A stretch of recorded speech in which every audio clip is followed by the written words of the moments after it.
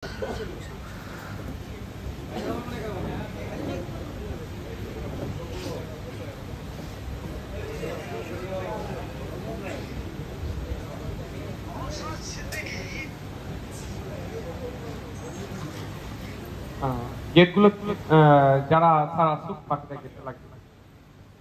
Hello, এখানে তো সেভাবে মানে অবাধ প্রবেশের ব্যাপার নয়, এখানেও প্রবেশের সিলেক্টিভ।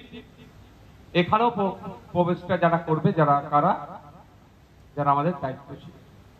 আমরা পরবর্তীতে আউটডোর মিটিং করব, ওপেন টু অল প্রোগ্রাম করব। রাজারহাটের বিভিন্ন এলাকাতে গিয়ে পৌরসভা এলাকাতে প্রোগ্রাম করব, যেখানে অঞ্চল যেখানে আছে সেখানে আমরা প্রোগ্রাম করব।